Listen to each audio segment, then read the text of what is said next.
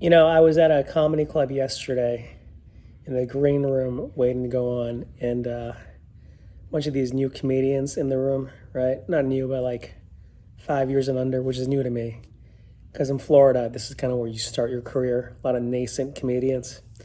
And they were talking about like Jerrod Carmichael, who just hosted SNL, or Tony Hinchcliffe, who's like a big guy in like Texas. He's got this thing called Kill Tony. A bunch of names. And these were guys who I saw come up in LA, like after me. And this happens a lot nowadays. I'll be in comedy green rooms with these young comics, and they'll be talking about guys. And I'll keep my mouth shut. I won't say anything because I don't want to be like the bitter comedian. Because I have stories on all these guys. But I never say anything. And then I just realized, man, I'm like old in comedy. Like I started in 98, so it's over 20 years. But in comedy, it doesn't matter like how long you've been doing it. I mean, for your own progress, yeah, like how good you are on stage matters. But it's almost a hindrance if you have been doing it for so long and you're under the radar. Like, there's a good chance you might make partner just out of loyalty for the company. Like, yeah, you have to be decent at your job, but like, you can be decent at comedy for, X amount of years and still not make it. And then you're just like the old guy kicking around at the club.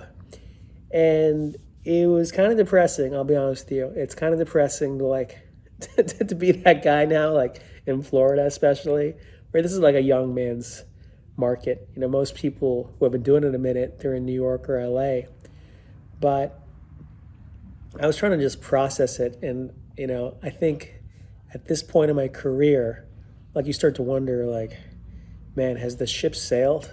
Maybe the ship sailed. Maybe like this could be it, Like measuring I'm measuring against myself at this point, trying to be the best version of me. But, everyone starts off in this business, you're like, well, maybe I could be a comedy star. You always think like, maybe I could do this, I could do that.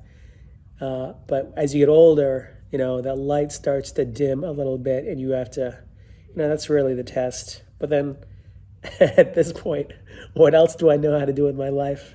So Jerrod Carmichael hosted SNL this past weekend. I didn't see any of it, but I'm not friends with Jerrod at all. Well, I know him. If I see him, he'll probably hug me, but I'm not like boys with him or anything. But I did get to see his rise in LA somewhat. I used to help my friend Adam Hunter run his room called the Westwood Brewing Company in California around like 2007, 2006 maybe to 2011. So Jerrod used to come by, and I used to give him spots. I don't know where he's even from, but he used to come by like wearing this Harvard sweatshirt, and man, he's the nicest guy. He is the nicest guy, and he's very funny too. I remember seeing him because I was kind of like, I had some friends who were assistants at like agencies, and the way Hollywood works is they kind of try to find shades of people who have made it. Like for example, like Dane Cook, Chris D'Elia, or like Chelsea Handler, this white edgy girl. And so they tried to find like Amy Schumer, Whitney Cummings, like people in the same like wheelhouse kind of. And so Chappelle was hot, and I saw Jerrod and I was like, oh my God, this guy's like Chappelle 2.0, but he's also very funny too. Like he's like a naturally funny guy. I told my friends, and of course they didn't sign him, and somebody else picked him up, and became a huge star. But I don't really have any more. I don't have any bitterness towards people who make it. I do get angry at people who were dicks coming up, but honestly, everybody who I saw who really became very famous, successful, Theo Vaughn, Ed Helms, guys like that, they were super nice dudes. So there's no resentment at all. And at the end of the day, this is all a giant dog fight. And what I've learned in showbiz is it can be very random, right? I mean, you have to be good somewhat. You got to figure out how you plug in. And definitely it helps when The industry loves you and pushes you. Having resentment towards other people who have success, it's a negative spiral. Like I talk shit about people who are dicks. No question about that. Like I talk a lot of shit about people who are just not good people. Kind of makes me feel better about myself, I guess. But guys like Jerrod, super happy for his success. He's a great guy, and I hope he has bigger things in the future. I just remember him being a sweet, decent dude, and that's hard to come by in Hollywood. So Will Smith resigned from the Academy. So is that surprising to anybody? I don't think so. Not to me. You know what I think happened? I mean, this is my theory, is that the Academy told them, hey, we're going to have to kick you out so you can save face and just resign now. Because, it's a bad look to kick anybody out, especially Will Smith, who's done some amazing work, so they gave him the option. That's what I think. But even still, like I was reading online that I guess Netflix was making a movie called The Fast and the Loose, starring Will Smith, and they just put that in the back burner. They were like, no, thank you.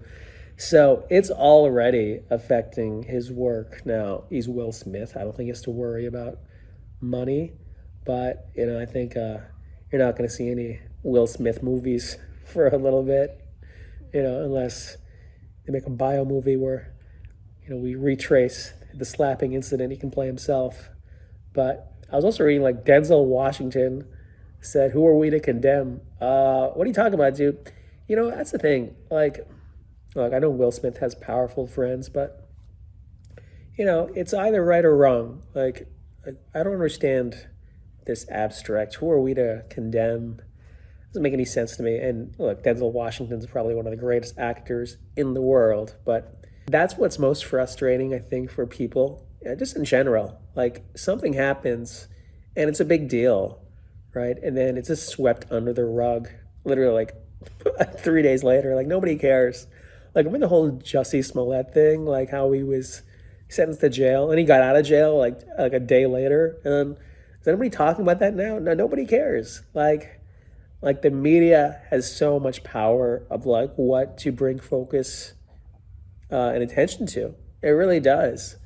I mean, Will Smith, I think it's really whatever sells, right? I mean, you watch news, obviously Chris Rock thing was trending in every news site because they want eyeballs, or the war in the Ukraine, they want eyeballs. I mean, isn't there a war in Yemen right now? I mean, nobody cares. Like that's literally what society is. You just go in these weird waves and pump you up. And of course, people have this human responses to it. Like I got pissed because I'm a comedian, but if I watch enough TV, I'll probably get pissed about something else in 24 hours. It's just the world we live in, I guess.